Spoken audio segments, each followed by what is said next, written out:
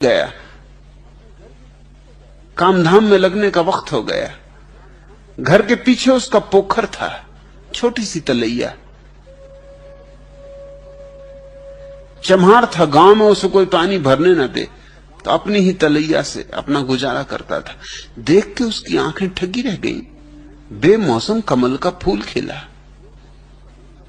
उसने अपनी पत्नी को पुकारा, सुन, ये क्या हुआ? ये कभी नहीं हुआ, मेरी जिंदगी हो गई।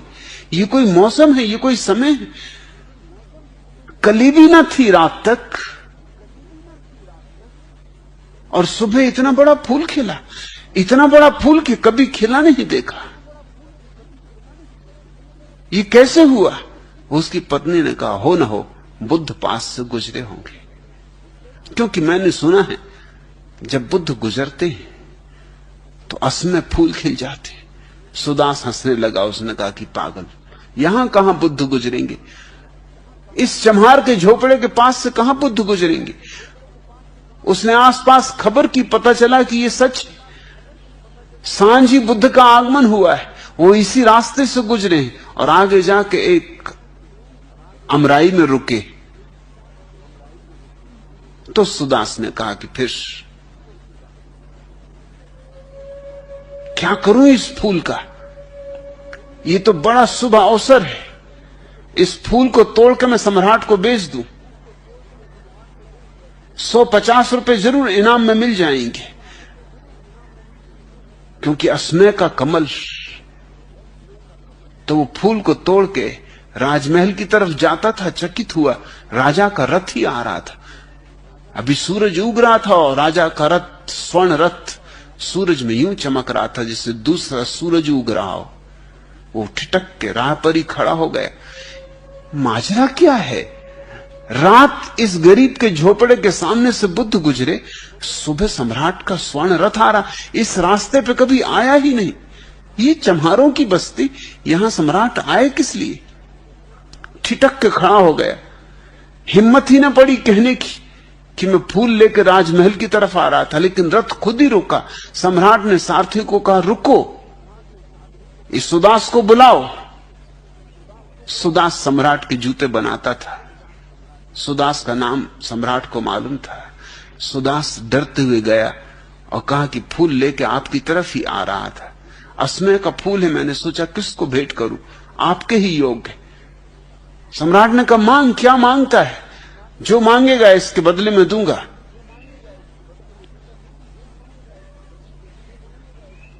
सुदास ने कहा कि जो आप दे देंगे। नहीं, सम्राट ने कहा, तू मांग, क्योंकि ये फूल मैं बुद्ध को चढ़ाने ले जाऊंगा। तू जो मांगेगा दूंगा।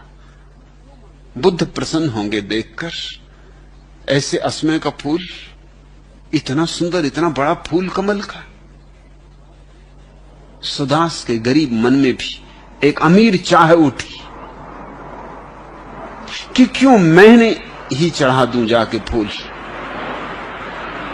रोटी रोजी तो चल ही जाती है,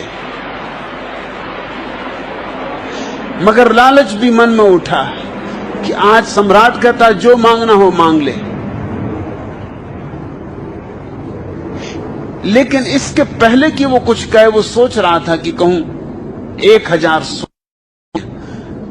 हिम्मत नहीं बध रही थी कि 1000 स्वर्ण असरफियां मांग रहा हूं एक फूल के लिए।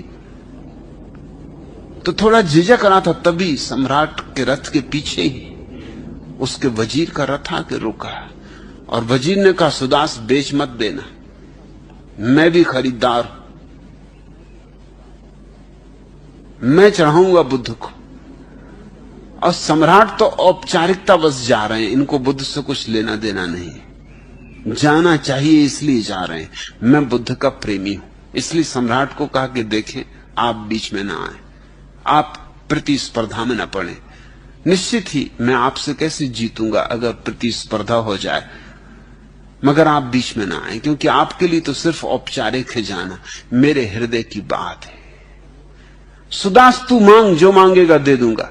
सुदास ने सोचा जब बात यूं है तो अब 1000 असरफियां क्या मांगनी, 2000 असरफियां मांग लो।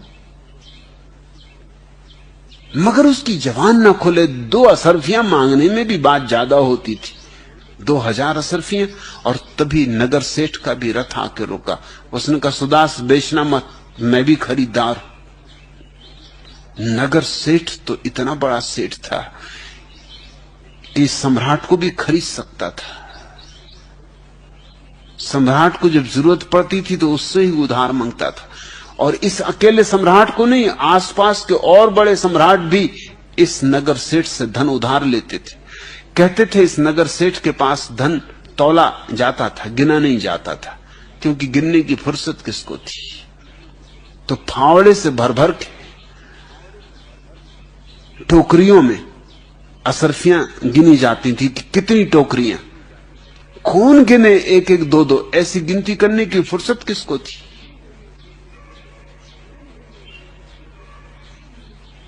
उस सेठ ने कहा कि तू जो कहेगा,